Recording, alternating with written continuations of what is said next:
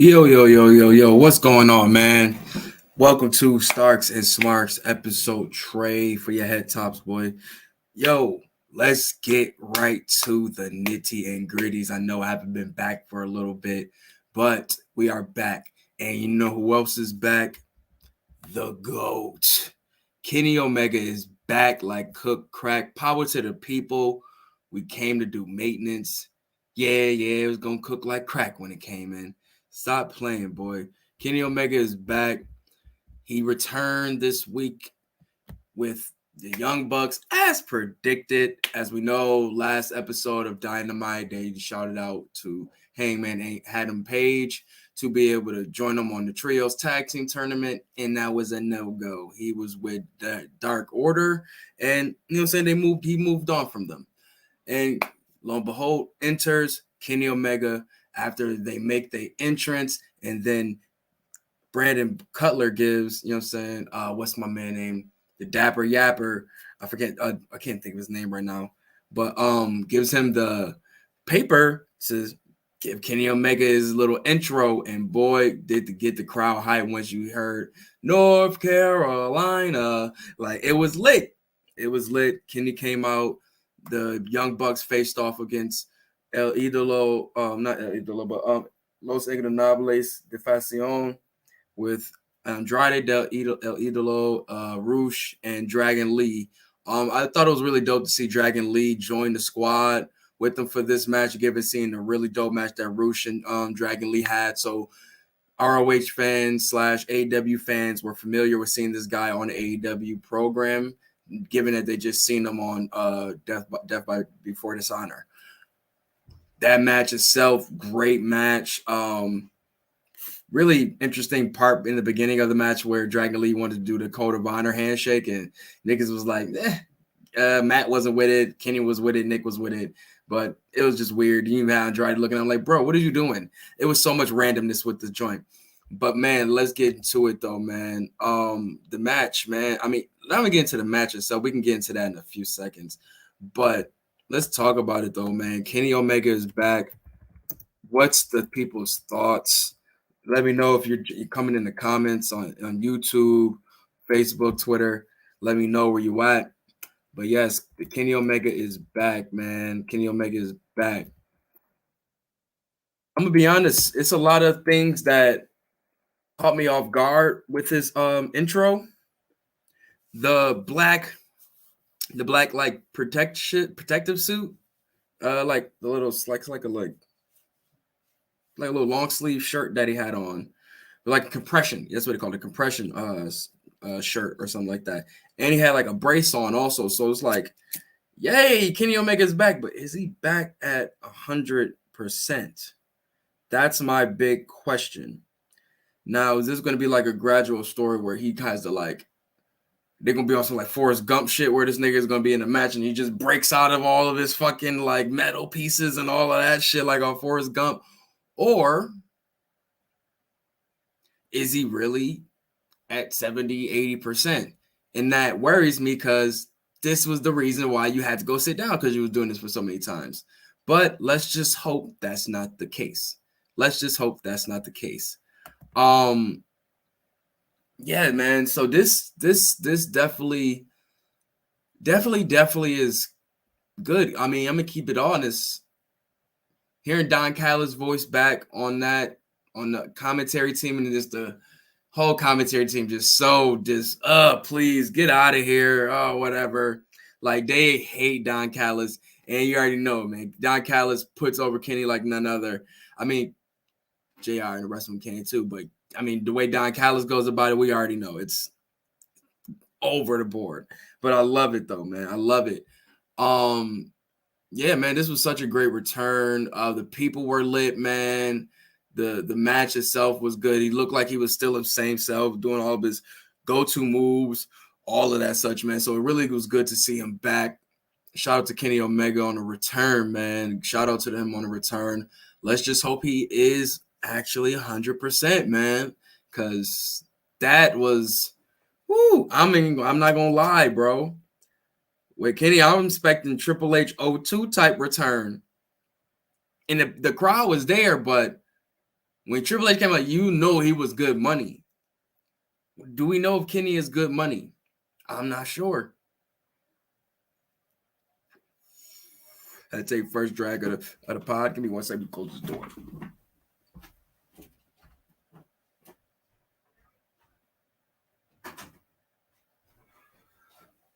But yeah, man.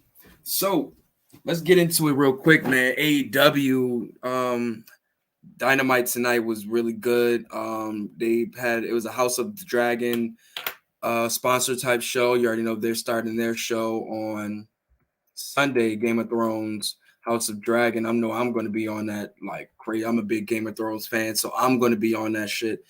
Easy money. Hold on, give me 1 second. AEW. No, might.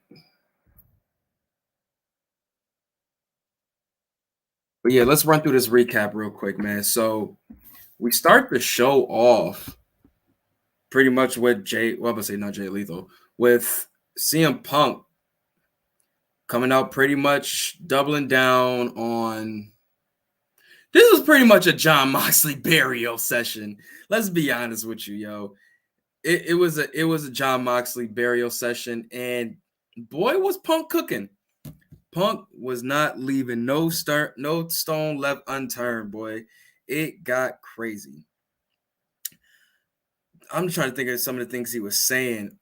Pretty much was calling him a number 2 / number 3, calling him the third best dude in the Shield. Started saying he's wrestled better. What did he say? Oh, he's saying his man's is like the number 2, is like the second best Eddie he's ever wrestled. If you remember, I think it was CM Punk, Eddie Guerrero, and Y2J. No, I'm sorry. CM Punk, Eddie Guerrero, Rey Mysterio had a match, and I think it was a 3-way at Ring of Honor when Eddie was in between, you know what I'm saying, his job at WWE. But sorry, I'm just getting these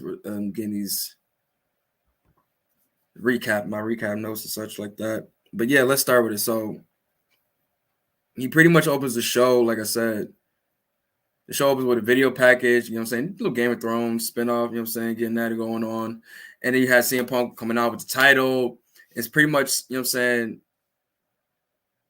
Pretty much a lot of things that's like babyface, heel. It's like, because, you know, the crowd loves Jon Moxley. But that's the one thing I'll say I like about CM Punk. He's never really cared about who is the guy he's facing. He's going to tell it straight up. You know what I'm saying? So he could be the face that night or he could be the heel that night, depending on who he's going against. And it said the crowd ruins his tough guy face by making him smile. You know what I'm saying? Like, because he was trying to come in all serious and such, you know, given the Moxley situation from last week. But pardon me, get this burn right. He pretty much said, you know what I'm saying, there's somebody around who around these parts he'd like to challenge to a rematch tonight here and right now. He sets the belt down. He does his, you know what I'm saying, stereotypical, you know what I'm saying, cross leg, and, you know what I'm saying, starts calling him out and say if he wants his rematch and get it right now. And it was Adam Page. We like, Adam Page. We're like, okay, I guess. And that was random. But Page doesn't come down. He says that's coward shit. An apology must be at least as loud as the disrespect, as a general rule. I was like, okay. I like to talk. And if anybody else wants some, come down because everybody wants to be the champ.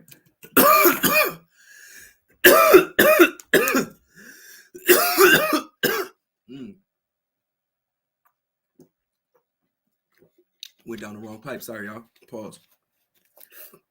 But yeah, everybody wants to be the champ, but don't want to do champ shit. So he came out guns blazing. Now, mind you, like I said, Jon Moxley got wild fans. Wild fans. But he said he could be number 1 in your heart, but he's not number 1 in the ring. And that started getting the crowd off.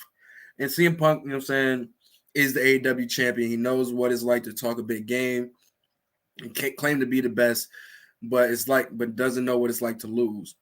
But Mox has always been number 2. But he said he knows what it's like to lose. But Mox has always been number 2. And this is when he started going into it. There's always been a guy that has his number, and Punk is that guy. Jon Moxley is the 3rd best guy in his group, and he seems to be a recurring theme in his career.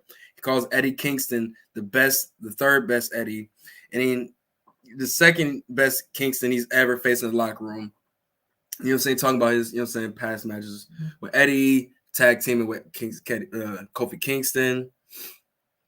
And then he started repeatedly asking the people to tell him when he's telling lies and admits he's missed us. And then he missed defending the title and he's ready to do it again against Jon Moxley at All Out.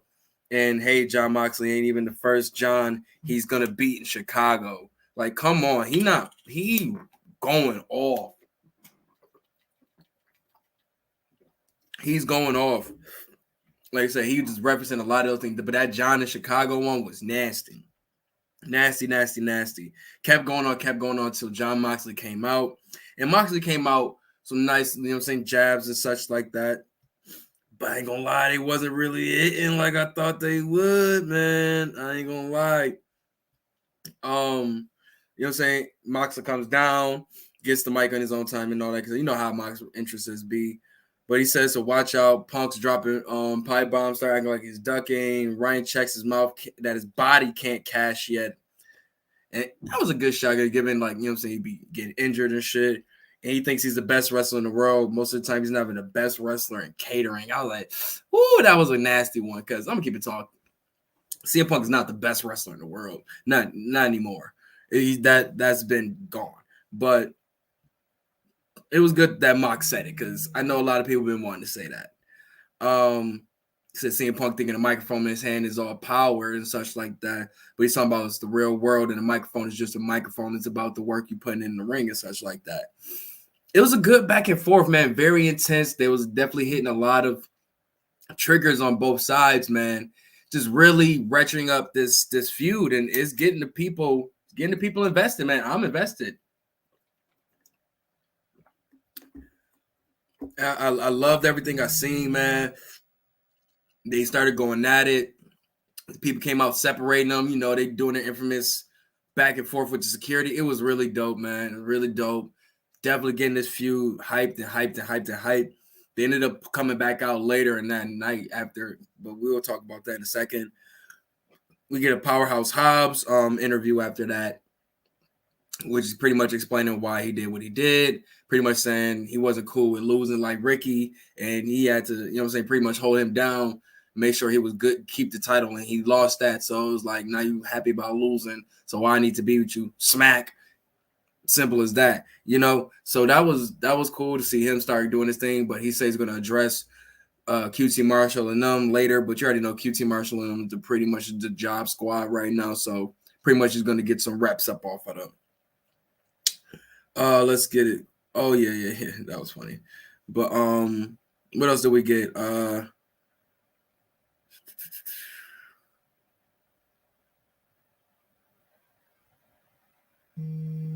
Oh yeah. That was that. Same thing.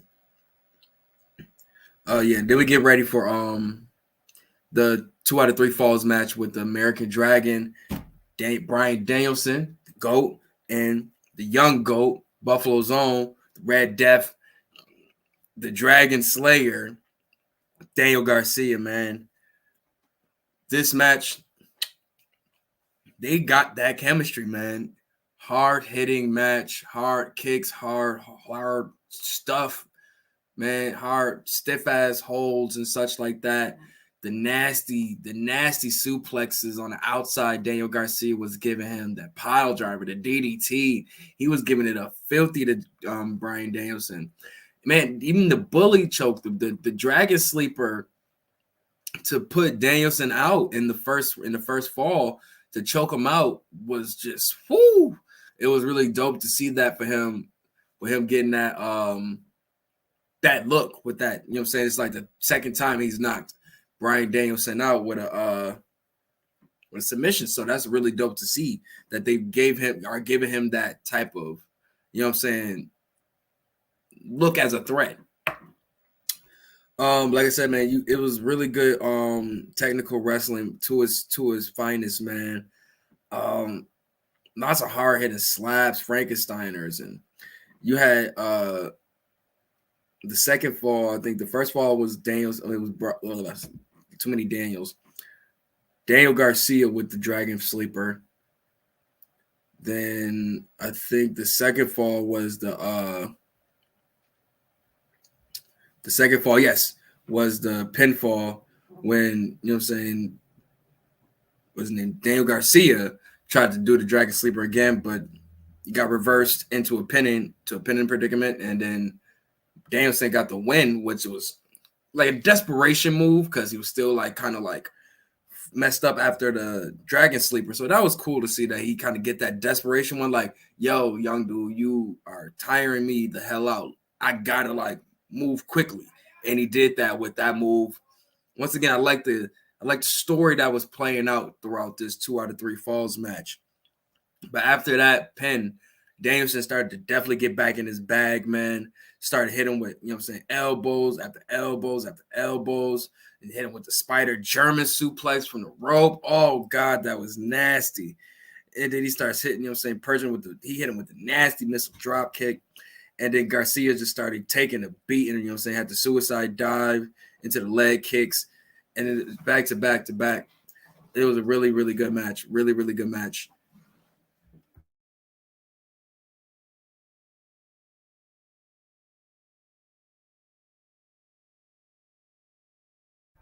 Yo, like I said, where was we at? Oh yeah. Danielson was pretty much taking over the match. Got Garcia bloodied up out this joint now. It's starting to get crazy. It's starting to get crazy. And you go to commercial. I was hating the commercial. This should have been a commercial-free match. I'm gonna keep it tall with you, especially the way they hyped it up. This should have been commercial-free. So you had Danielson looking for the LeBell lock, and he couldn't really get it. You know what I'm saying? Daniels rolls through, and he has the crossface. He breaks the leg away, big right hand, corner drop, running drop kick. Brian shrugs it off and chops him. Then you got, you know what I'm saying, Daniels with a knee. That was woof. Then it's the test of strength, throwing the elbows at each other. Garcia, you know what I'm saying, is overwhelmed. And then Danielson, you know what I'm saying, he overwhelms him with the elbows, you know what I'm saying? But Brian gets up, starts throwing him again. Daniel flags, and, you know what I'm saying, Danielson just lays into him. It was, like I said, so hard hitting, Like I said, and we got to that, you know what I'm saying, this third fall was really, really, really tough. But, man, Danielson was able to come out with it, man. Was able to come out with the win. Get that third fall with a submission hold and knocking Daniels out, man. Daniel Garcia out. But Daniel Garcia went out like a champ, man. He went out like a champ. I will say that for sure. And this was the best part because what's the post match? Well, was even made it even better because we all been waiting for Daniel Garcia to go to the BCC, and even when Bryan Danielson said his name during the initial promo that started the BCC, he said that name, and that's the name that stuck with me. You know what I'm saying? Because it made so much sense. Then you see him do the JAS Society, and it was like, I wasn't really jagging it, but he started, you know what I'm saying, taking good, start really holding the role. And I was like, okay, maybe he's going to make something of it, but spin the block here. He pretty much told him, like, after this match, you're going to shake my hand and all that such. And he pretty much told him, like, yo, I'm going to see if you want to get down. And after that match, you seen Daniel, you know, trying to, like, grab onto the leg because he still didn't know the match was over. He still wanted to fight. And it was just showing the respect you see in Danielson's eyes when he said Bryan Danielson's eyes when he's just like, okay, yeah, this young dude's really with it. And after that, he's going to shake his hand and such like that. And, you know what I'm saying, Daniel Garcia was, like, about to do it, but Chris Jericho came down and broke all of that up. And Daniel Garcia pretty much was like, yo, what's good with you? Trying to show my man respect. And, you know what I'm saying, now you're going to start seeing the rift between Daniel Garcia and the JAS Society. Hopefully this ends with him.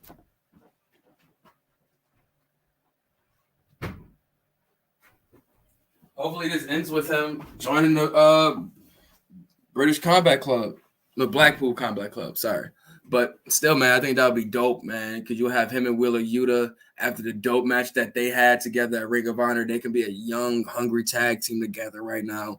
That would be really, really fire. Where else we go, man? We had Swerve in Our Glory and Private Party with a backstage interview, pretty much prepping for their match next week.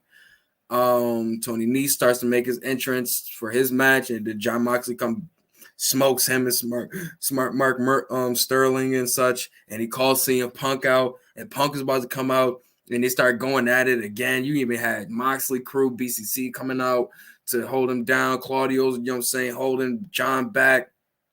You got people holding back Moxley. What's his name? Punk. Like, they're just revving it up. Because John Moxley pretty much saying, yo, we can go today. Like, let's get it popping, bro. It got crazy. It got really crazy. I haven't seen that in a little while, man. Chris Jericho pretty much doubled down and said Dave Garcia's gonna have to he's gonna give him a pass tonight after the hard-headed match. Pretty much say he had to be woozy after the match. That's why he's making decisions like that. But he's pretty much gonna give him the ultimatum and say he's gonna have to, have a face-to-face chat next week and see what time it is. He's pretty much gonna give him the ultimatum: is us or them. You know what I'm saying? Pretty much probably gonna have to jump him out. You had Ricky the Dragon Steamboat pull up right after that and pretty much said it doesn't make sense that he's with you. You know what I'm saying, Jericho? He should be with Danielson. And then you had what's his name? What's the dude name? Angelo Parker pretty much start choking up Ricky the Dragon Steamboat, and he hits him with them infamous chops and such like that, gets him up out of there, yo. Shout out Ricky the Dragon Steamboat, GOAT level. It's crazy he could show up for this 2 out of 3 falls match, but he couldn't show up for Flair's last match. Whew, that's funny. What else did we get though?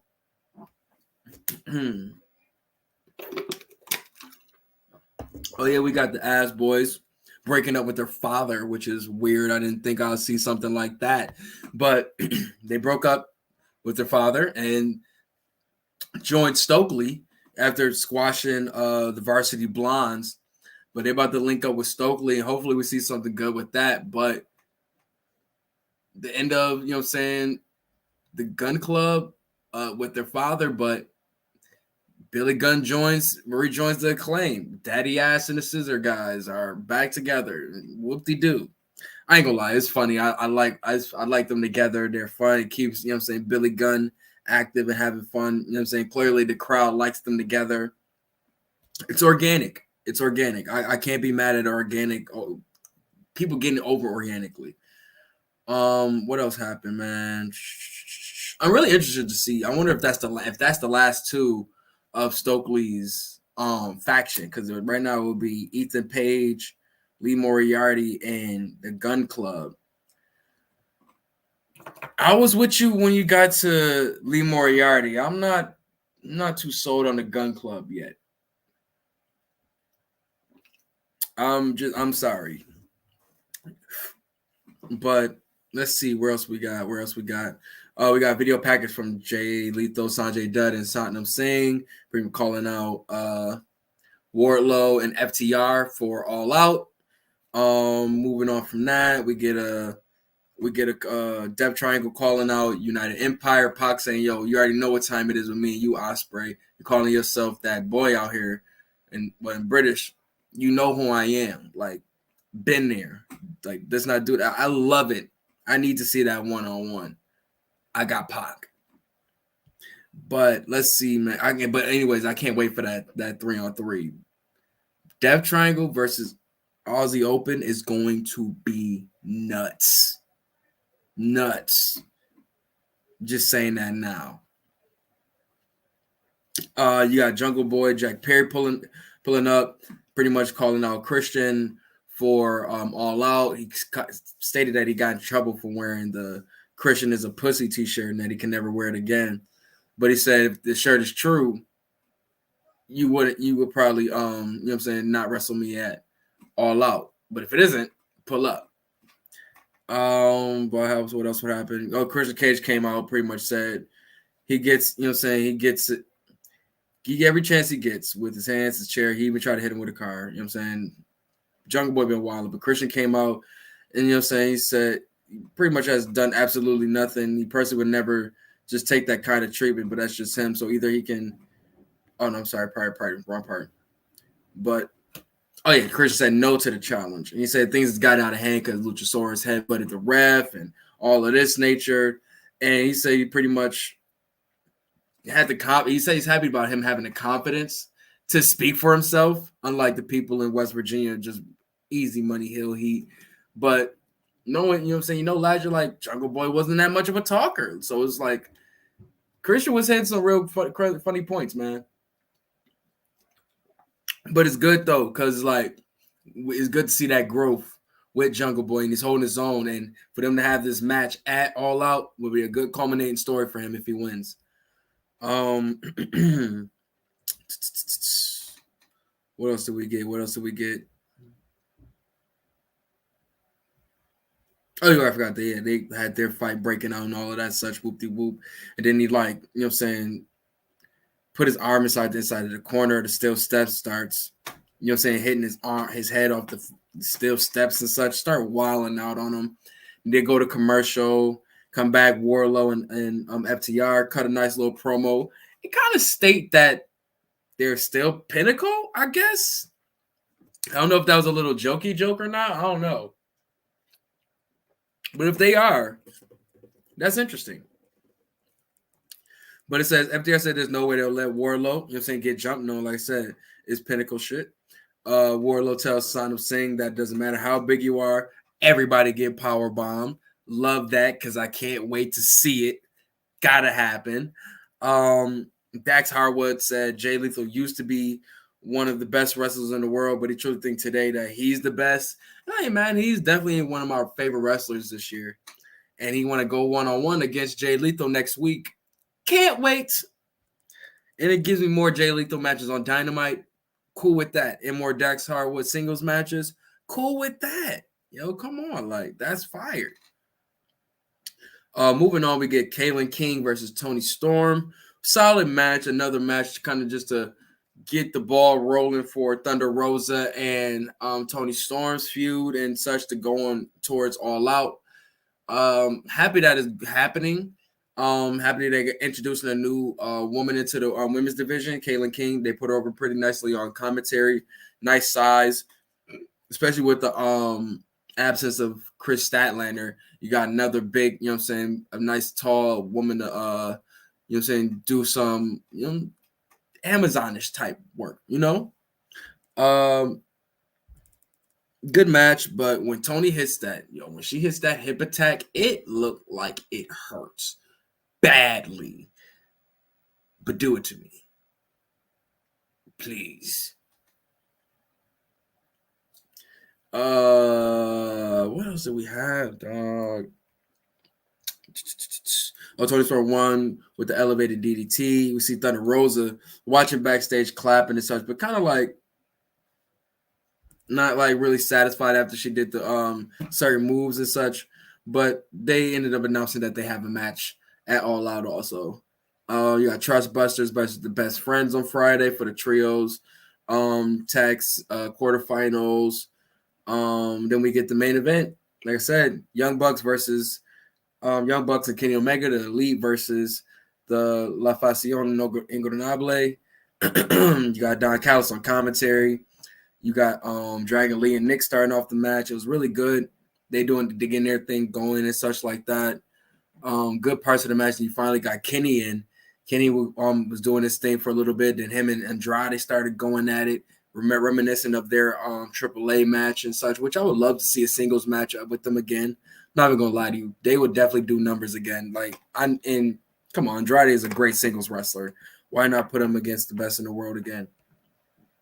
But really great match, man. A lot of good trio moments and such. But boy, Dragon Lee had this. Him and his topes are Jesus. He's like a cannon. Like Jesus, he just right outside the ring and like literally almost hit the fans and such. How much velocity he like has when he does those moves. It's crazy. But really great match, man. Really great match. But you had Roosh and Andrade healing it up throughout the match, man.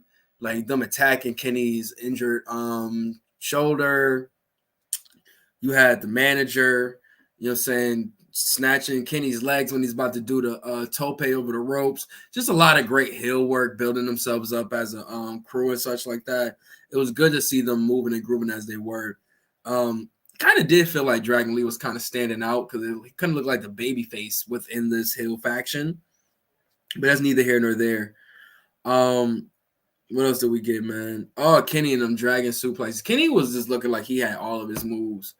Like he didn't miss a beat, bro. Didn't miss a beat. The V trigger was still there, man. All of that was there, bro. The you can't escape. All of that was there, man. He showed everybody all the things he wanted to see. And he knew the people was lit. He was just interacting with the crowd, livening them up, all of that such, man. It was definitely lit, dog. Definitely lit. Just to take it towards the end of the match, man. You had Andrade going for a moonsault. Nobody, you know what I'm saying, nobody home. He lands on his feet, but ends up hitting the moonsault. Kenny kicks out, and he starts bringing him up for the hammerlock DDT. He connects it. Roosh runs interference, but Matt breaks it up. And out of nowhere, V-trigger, bang. And then, you know what I'm saying, drawing Dragon up again off the top rope. A second V-trigger. Again, it like starts knocking dudes out. Dragon Lee is limp and lifeless. Omega picks him up, bang, hit him with the one wing angel. It's over. You know nobody kicks out after it. You know it was over. I'm gonna be honest. I did not think that they were gonna win this first match. I honestly thought Undisputed was gonna come out and like, you know, fuck that shit up and kind of set them up for, you know, the all out. But never know. You never know. But that was AEW, man. Oh, yeah. Andrade hit Dragon Lee with a DDT and leaves him lying, but nobody really cared.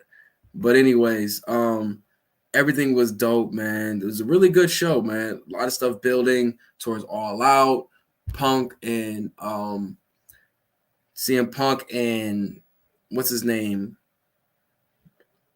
John Moxley are announced for next week. I believe they're announced for next week. Let me see this next week card. All right.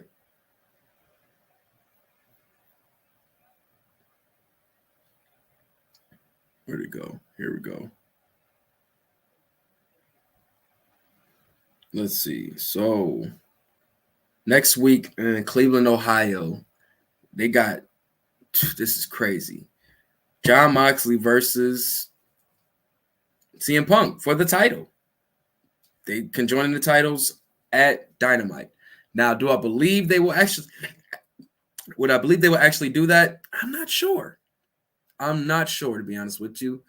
But they're doing that, and given the people are going to be lit, man. I'm just interested to see what happens if they actually do conjoin the titles. Like, what's the plan for All Out after that? But I'm also like I have a lot of things going in my head, and that's a good thing though, because clearly they're pulling the trigger on them actually wanting to fight ASAP. So I wonder what's the story they're going to build off of this. Let's see. Also, we got Aussie Open versus Death Triangle next Wednesday at the quarterfinals in Cleveland. These are the main things. Those are the main things. I know the trios tag with the Best Friends and Trustbusters is on Rampage. It was a lot, man. This was a lot to dig into for this first show, man. Like that promo at the beginning of the show was one of my favorite parts. The 2 out of 3 falls, man, was also amazing. And seeing the dissension of JS, seeing like Danielson and like what's his name, Daniel Garcia start to really come along. And after hearing that "you're a wrestler" chant, like the babyface turn is going. So the Daniel Garcia babyface turn is starting to see is dope. What else, man? What else? I mean, Kenny Omega back, that's lit. Is really lit for that, man.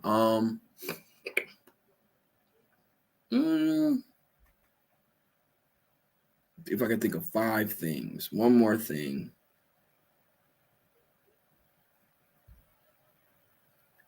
I got to hear Don Callis back on the microphone. That's cool with me too. But that's my 5 favorite things from AEW. Man, shout out to the show, man. Really, really good show. Like I said, man, gearing up for All Out, which is looking like it's going to be a stacked show. Shout out to those guys, man. You already know what it is, man. Let's see. Let's move on. Let's move back a little week. Let's go into NXT Heatwave.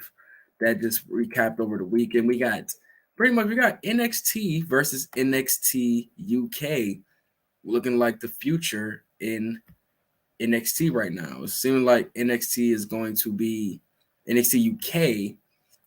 to be finito. So I don't know what's going to go on with that. But we had Mello defeating Giovanni Vinci to retain the North American Championship with the help of Trick. Come on, you already know.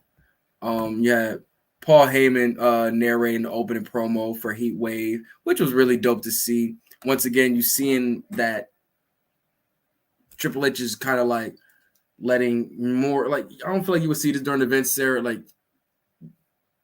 Paul wouldn't even be looking at NXT, I feel. But with Triple H in the eyes, you got him coming, all right, yo, come be a part of this any way you can. All right, come do the promo. That was dope. You had Mello catching Vinci in the ropes, that inverted springboard leg drop, and then caught his opponent with a super kick, but he could not get the win off.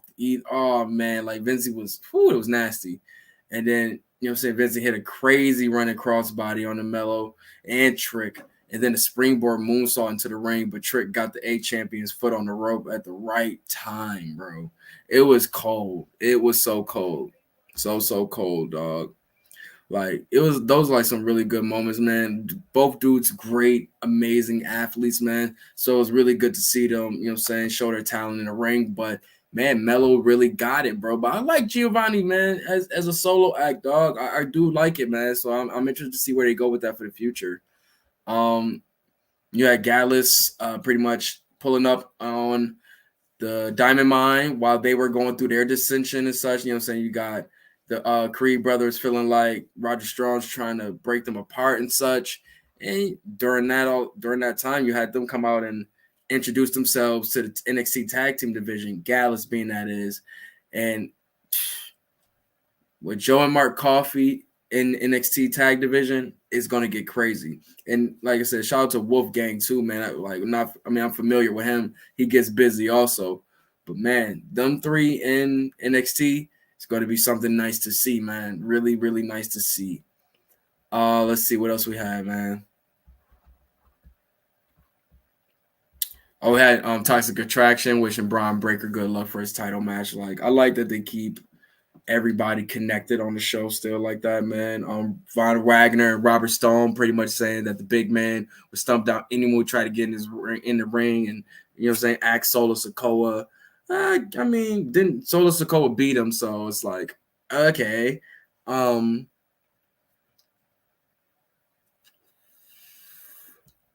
also had Gallus interrupting Josh Briggs and Brooks Jensen and challenged them for the NXT UK Tag Team Championships next week. So that's going to be a goodie. I would like to see that, man. Roxanne Perez versus Cora Jade, the bestie friend match and all that good stuff. You had Jade defeating her. Obviously, Cora Jade has been moving and grooving in this heel position. So it's really good that they're keeping the ball rolling and she's keeping it, you know what I'm saying, fresh and such. But you had Perez admitting backstage that she was nervous about the contest before promising to make Jade regret this. And Perez came out and like on fire. But man, like she just died right into a forearm that just like roadblock. You know what I'm saying? Like, it was really, really, really cool. Was it one of the better matches of the night? No, but I think Cora Jade is definitely going to be somebody that's going to be. She gives me like Alexa Bliss vibes, so I'm not mad at that. I'm not saying that she's like her, but she gives me those good heel vibes that she got. Santos Escobar versus Tony D'Angelo, loser. If Santos loses, he leaves NXT. And man, was this a good ass match, son. So good. But D'Angelo beat Escobar pinfall 1, 2, 3, and now Escobar must leave NXT. But you know what that means. You know what that means. Call up time, and to see my boy Esco on the main roster, magnifique. It should have been happened. Should have been happened. I'm gonna keep it all the way tall with you, man. It's just I don't really care about that shit. You had Mandy Rose versus Zoe Stark. Let's be honest. I was surprised Mandy Rose came out with the win on this joint, bro. I'm really surprised. Really surprised. You had Mandy Rose targeting, you know what I'm saying, Zoe Stark's knee, including even ripping off the brace. And then, like, after Stark kicked out of that first bicycle knee, the V trigger, you know what I'm saying, pretty much being the first woman to do that at NXT, Rose put out the knee brace, you know what I'm saying, and then hit her again with the bicycle knee to win the match. But it was a nice little technical match. Like, Mandy Rose be showing out when she really wants to. Like, don't let the little beauty shit fool you, bro. Like, she really can, like, really turn up if she really wants to. Like, she's learning, and shows that she wants to learn more. Is willing to challenge herself also. Like, getting in the ring with a Zoe Stark, who was, like, clearly the better wrestler. But Mandy be holding her own, B. She could definitely hold her own. And now she's been NXT champion over 300 days. 300 days? Like, she holding it down, bro. Like, to be able to, because I thought Zoe Stark was leaving that joint with it, bro. I'm gonna keep it tall. I thought she was leaving with it, man. Other notable moments throughout the show, man. We had Indy Hartwell getting a letter from Dexter Loomis, man, pretty much letting him know that Index is still alive until Blair Davenport from NXT UK came and ripped it up. Like, oh God, Jesus, what a way to come through and get some real heat in NXT. Why don't you? What else you had, man? Yeah, Wendy Chu and Tiffany Stratton accepting a lights out match between them next week. I'm really interested to see how that plays out, to be honest, knowing like Wendy Chu's gimmick, like being the whole sleeping thing. So I wonder if it's just gonna be like lights out and her going to sleep, and that's the match. That's really interesting. But if it's not, and they really going at it, that'll be fire too. What else we had? Oh no, that's all. I got all that. Braun Baker versus JD McDonough. I mean, solid match, bro. Like solid match. You had Braun Breaker winning to retain the title, man. Like this, the match delivered. Like, I definitely believe the match delivered. Like, McDonough was breaking or trying to break down Braun Breaker, no pun intended, which is all straight up technical moves and such like that. But this was definitely started to get one more sided throughout the match and such like that. After the match, though, you had NXT champion Tyler Bate walking out with the title, even though I didn't know he won the tournament.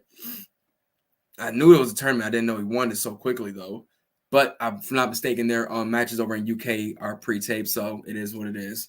But happy that he got it, though. That was the person I figured should have got it. But he walks out and pretty much has a face-off with Braun Breaker and holds the title up. And it's looking like we got another unification match on our hands, y'all. What do y'all think, man? Tyler Bate versus Braun Breaker for the unification of the NXT UK and NXT mainland title, pretty much. So my main thing is it A, time to call Braun up, or B, kill NXT UK and just conjoin both titles and put it on Braun, you know, like, or keep it on Braun. You know, I'm interested to see where they go with that. You know what I'm saying? Do they want to finally put the hands of NXT in the hands of Tyler Bate? You know what I'm saying? Somebody they've been wanting to push for the longest, or the guy that's, you know what I'm saying, was the Vince choice, per se. I'm not actually sure if he was the Vince choice, but the Vince, I'm not sure. But I'm very interested to see where they go in this main event of NXT, man, because I would love to see that match between them two. Tyler Bate back in U.S. soil, that's lit. Let's move back and one more to Monday Night Raw. Monday Night Raw was solid, man. H is 3-4-3 with Monday Night Raw, man. He has been knocking it out the park, bro. And let's keep it tall. That Kevin Owens and Drew McIntyre promo and match was on fire. Fire, dog. Like, you had Drew McIntyre pretty much coming out, you know what I'm saying, talking his shit, bro. Pretty much saying he hearing about people saying he had an injury, you know what I'm saying, his back was injured. And he's saying it's true, is that he's just been carrying the company for a little while, you know what I'm saying? And Kevin Owens pretty much came out and said, "Yo, don't put me in that. I know who I am. You don't know who you are. So don't come to. I know who I am, the prize fighter, and he will go for every title in the company, including the undisputed title." But McIntyre fired back, being assaulted. That Owens even said that, and he said, "We're wrestlers wrestling in a ring, so let's wrestle." Like, it was funny. It was funny because you know the banned words and all of that stuff, but. It was a really, really good promo, though, bro. They was letting out a lot of their energy, bro. Like, you got Drew talking about how he had to fight to get back into his position, and he's not really the chosen one. And like, yeah, KO talking about his position, knowing he's one of the most dangerous dudes, and he's back to knowing who he is. All of that, man, it got crazy, bro.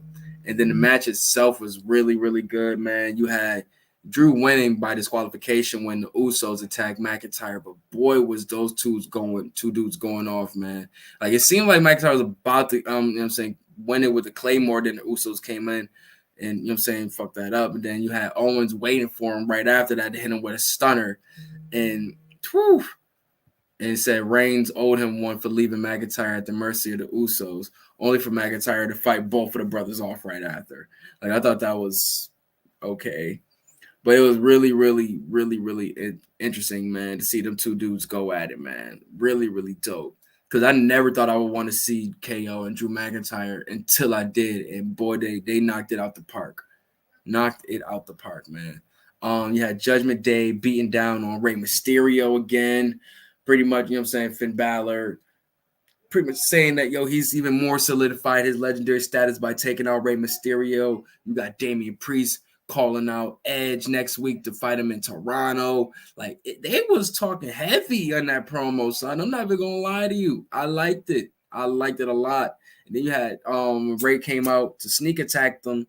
They ended up, you know what I'm saying, getting the upper hand with Rhea Ripley, you know what I'm saying, cut him off because, you know, Rey isn't gonna hit a woman, but he ended up getting distracted and they ended up smoking him, man. And then got a coup de grace to the chest with a chair. So that was nasty to see.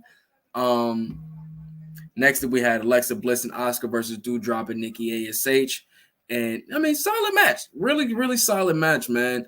All of them was able to get some really good moves in. Doudrop and Nikki ASH was able to, you know what I'm saying, showcase some good movements as a tag team, especially just seeing them get some good TV time and showing their skills and such like that, man. It's just good to see them on TV. But we knew what team was coming out with the W. That was Alexa Bliss and Asuka, which they did, you know what I'm saying, via submission. I mean, you know, Asuka, she don't play. But next you had Miz and Ciampa versus Mustafa Ali and Cedric Alexander. Same thing I said about with Doudrop and Nikki ASH. Getting some people some good TV time and letting them when they get the opportunity, they taking advantage of it. And boy, did Mustafa Ali and Cedric Alexander, they was definitely knocking it out the park, man. Miz and Ciampa, yo, I love these two dudes together, yo. I really do, dog. But yo, it was that one move where it was what I think Mustafa Ali just tried to do something. I forgot what move he tried to do off the rope, but boy, did Ciampa came in with that sliding knee and hit him with the fairy tale ending. It was a wrap for that joint, bro. And I love that Miz is letting Ciampa shine in these moments, getting the pins, like getting the big moves in and all of that such, letting them really shine. I thought that was really good to see, man. It's really dope given like knowing Ciampa being the whole like NXT indie guy, whatever. But let's not forget, once again, he is the greatest sports entertainer that ever lived in his eyes. So why not make the craft of himself even more lethal by linking with one of the best sports entertainers in the game, and that's Miz. So shout out to what they're doing, man. I'm loving everything. What they're doing. Riddle and Seth Rollins, finally coming face to face. Riddle pretty much did a fake video call in and such, acting like he was at home or wherever he was, still recovering from his injuries that Seth laid on him, and ended up trolling Seth and saying, and pretty much was actually being there and saying he's gonna, show him what time it is, son, and pulled up on him in the ring, and it got crazy. But Seth Rollins once again got that little bit better of him. But it was good to see, man. They're going to be going at it at Clash of the Castle, finally able to get this match, man. A lot of people have been waiting for this match for a long time, and we're going to finally get it, man. And they've been revving it up every time they're on screen together, man. I love it. And it just shows Seth Rollins is really in my opinion, the best guy in WWE right now. Like, you put him in the ring with anybody, it's money. Sorry, bro. You had a Veer Mahan squash match. That was cool. And then we had what I felt was the main event, Bobby Lashley versus AJ Styles. Whoo, they put on a good match, man. A really, really good match. And to know that these guys never wrestled before, ever, dog, that's just insane. But, man, when you put these two dudes in the ring, such a great story, man. You had AJ, just getting, where he could fit in with certain moves, knowing that, Bobby Lashley is the powerhouse. Oh, man, it was such a great moment where AJ had put Bobby in the calf crusher and Bobby, reversed out of it into the Hurt Lock. Oh, man, I ain't never seen Bobby do nothing like that before, bro. That joint was hard, son. That was hard. And then he hit him with that nasty spear for the win. Oh, man, trust me, man. That is a match definitely on the books for one of the best matches of the week, for sure. They knocked it out the park. And also we had our Dexter Lumis sighting again when he tried to jump the guardrail before the match, but was taken down by security. And this was while Miz and Ciampa were by ringside and such, who came down to try to distract the match, but ended up getting taken out.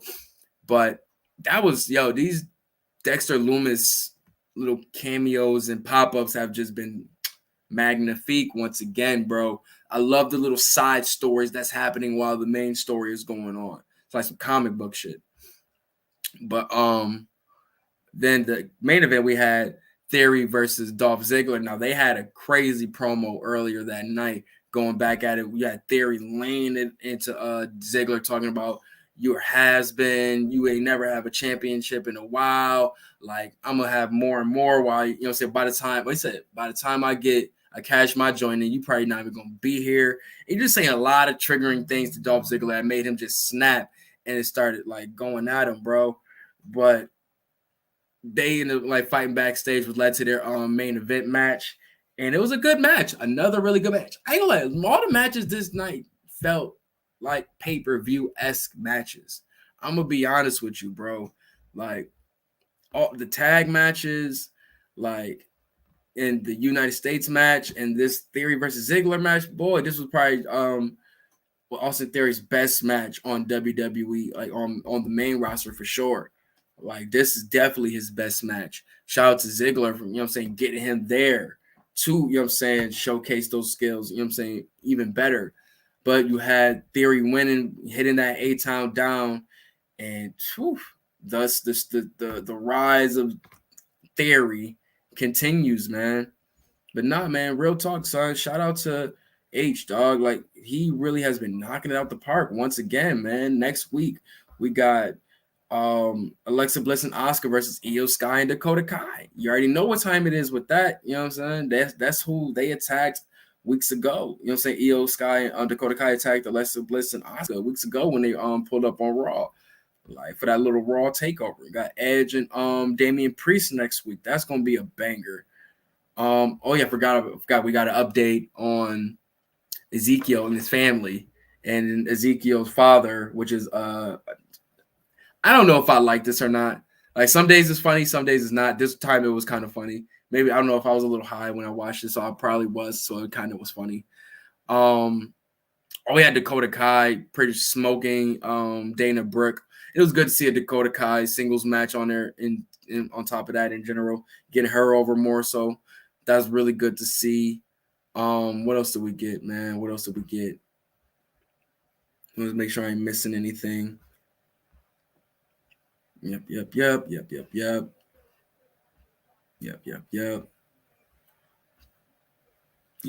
was pretty much everything, yo. Yeah, man. Like I'm liking this build up for Clash at the Castle. He knows another thing. I'm interested that KO said that he'll also go for the tag team titles also. So I would like to see if KO and Sammy pull back up together, man. That would be really cool to see. But man, I'm very interested to see what the second half of wrestling is gonna look like for this week, man.